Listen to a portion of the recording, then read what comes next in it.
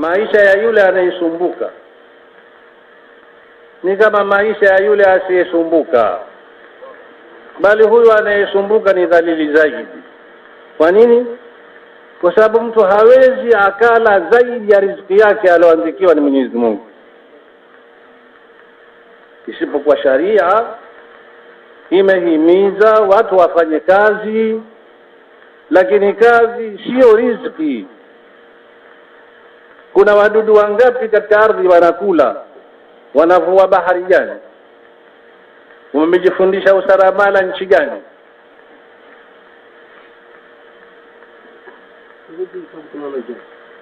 Natazama asri zilizopita huko nyuma mpaka zetu, kutoka Adam mpaka hapa jana, walikuwa wakiishi vipi watu?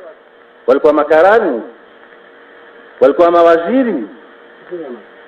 Au kina Abu Bakri na kina Umar wameishi kwa waziri? Wameishi kwa vilimo. Sayyidina Abu Bakri alikuwa mkulima. Hata mtume amekufa, yuko shambani kwake huko, amekwenda akagua shamba lake la mitende. Hakuyashuhudia mauti ya mtume. Baada ya kuonana na mtume asubuhi, wakaagana, mimi natoka nda shamba. Nenda. Nyuma mtume akafa.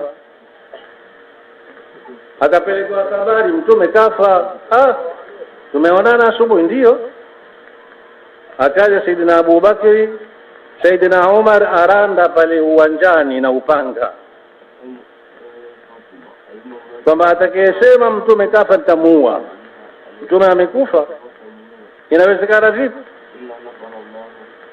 Saidina Abu Bakri akaingia ndani, akamfunua uso mtume, akambusu, alafu akatoka nje, akamwambia Abu Bakr, taala, jawab, alam tasma qawla Allah ta'ala, wama Muhammadun illa rasul qad khalat min qablihi ar-rusul afa immata aw qutila anqalabtum ala aqabikum. Wa aya hii huijui? Wasema mtu atakayesema Muhammad kafa utamuua. Saidina Umar akatia upanga wake ndani, akasema wallahi kwa huzuni nilighafilika kwamba kuna aya hii. Basi nilihuzunika mpaka nikatoka akili. Kwa hiyo sahaba pia walikuwa kilima.